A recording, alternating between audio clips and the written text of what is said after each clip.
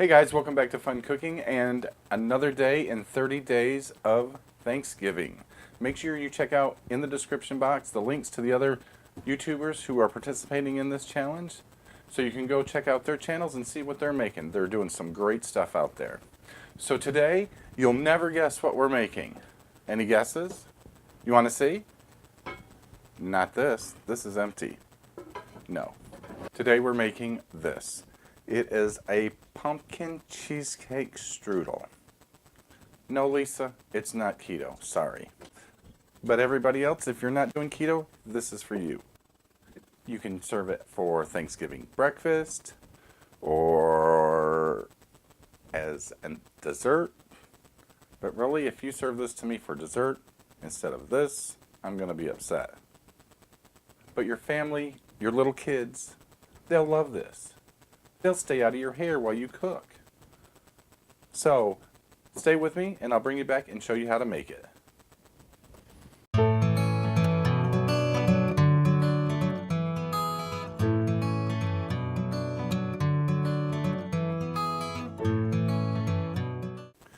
So the ingredients we're going to use today are cream cheese, 1 egg, pumpkin puree, powdered sugar, puff pastry. And we are going to place our room temperature cream cheese into our mixer bowl with the egg. We're going to go ahead and add our paddle attachment. Lock our bowl, raise it up, and we're going to whip this up until it's kind of creamy. Okay, that looks good. Now we'll go ahead and add our pumpkin and our powdered sugar. And we're going to beat it again, but we're going to make sure we go really slow to start with, or else this powdered sugar is going to end up in my face. I know you want to see that, but I don't want to wear it. Okay, and you want to make sure you scrape down your bowl so everything gets incorporated well. You know, if you have a KitchenAid mixer, it doesn't always reach the bottom of the bowl and you have clumps of ingredients there. We want to make sure we don't have that. And we're going to give it another little spin.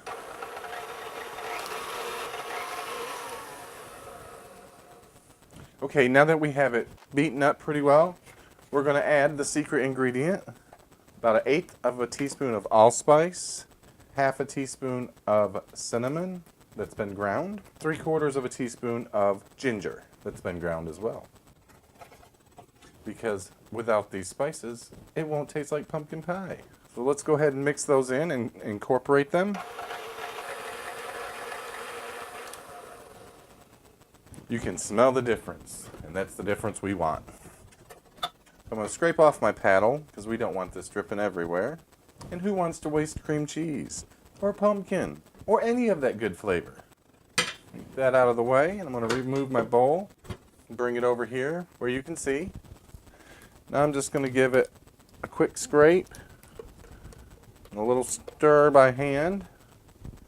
Now you're going to think, boy, that looks awfully runny, but it'll be fine. The egg in there is going to bring everything together and make it nice and tight. All right, we'll move this over here out of the way. Now we're going to unfold our puff pastry. I have let this thaw in the refrigerator for about 5, 6, 7, 8 hours, I don't know, a while. And it's really not that impressive, but I'm going to turn it this way. Grab my rolling pin and gently roll it just in one direction, back and forth, not side to side. And we are going to get about an additional 2 to 3 inches more in length. Okay, I lied. I'm going to go one way this way because it's got a little bow in there and I want to try and get that out.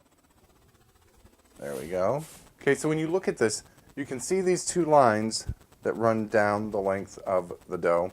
We want to use those to our advantage because we need this in 3. Okay, so apparently that camera quit recording while I was doing this. So all I've done is taken the knife and cut fins all the way down and cut the top 2 and bottom 2 off to create a tab. Now we're going to take our filling and just lay it straight down the center. This is about 2 inches wide and 3/4 of an inch tall. Get this out of the way. And I am going to keep looking to make sure that camera doesn't stop. And I'm going to spread this down just a little bit more. We need it to come right to where this tab starts on both ends. That'll work. Okay, now I'm going to start down here. First thing, folding this tab up and pressing it down. And then I'm going to do the same thing up here. And we're going to pull up each side one finger at a time and press it down onto the opposing side. Then swap to the other side, pull the next one over. And we're just going to repeat this until we get all the way to the top. What this is going to do is create a herringbone braid effect.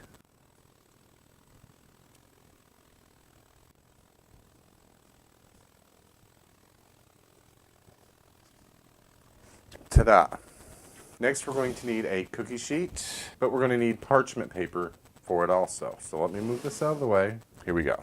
Now we're going to use bench scrapers, or you can use a spatula, or if you feel really brave, you can try lifting this with your fingers.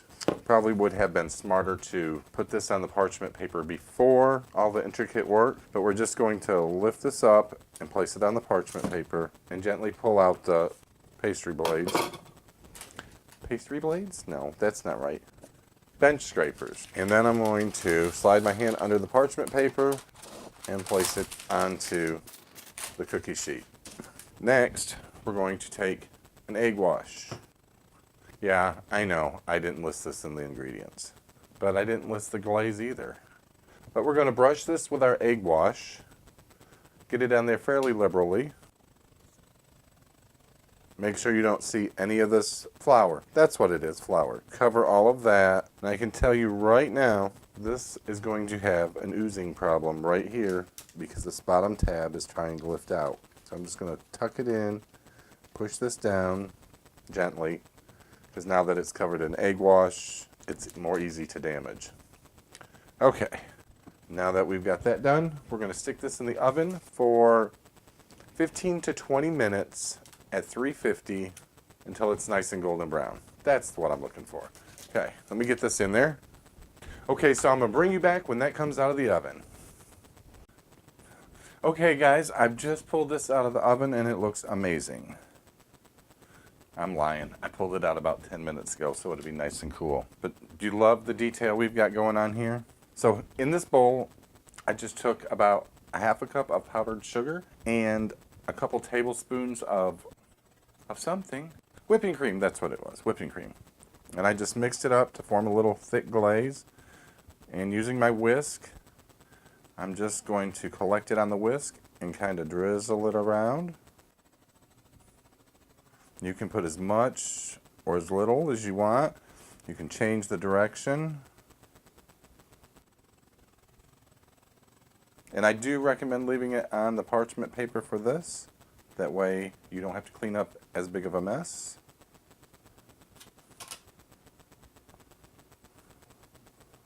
Never can have too much glaze, right? Okay, I'm going to let this sit so the glaze can firm up a little bit, and I'll bring you back for a taste. Okay, so the glaze is set up, and I've just cut off a piece. Got pretty messy, so, because I'm a slob. Let me give it a little cut. Can you hear how flaky that is?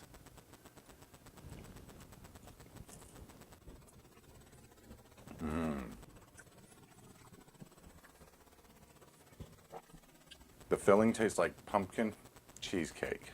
So yes, you can have pumpkin cheesecake for breakfast if you want to. But I want you to listen to this. Where's my microphone? There it is. You hear that? Oh God, it's so good. Oh, I gotta put it down. I can't stop eating it. I'm gonna make you watch me eat every bit of this.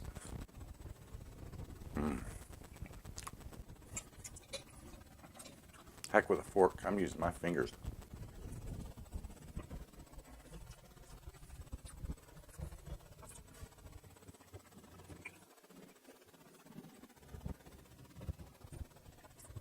You got to make this and give it to your kids for breakfast. Yes. Yes. So there's a couple things I would like you to do. One, hit that subscribe button wherever it is. Then go down to the description box, scroll through that, and you'll see the list of 5 people doing these. I'm one of them, so you've already watched mine. You don't have to watch it again. But the other 4, go check out their channels. They're putting a lot of work into this 30 days of Thanksgiving, and they would appreciate the viewership. Maybe you'll like what they're doing. So go check them out. And until next time, I'll see y'all later. Okay, so I have let the stuff do its thing, and so now we're going to do my thing, and you're going to applaud, and then we're all going to go home. All right.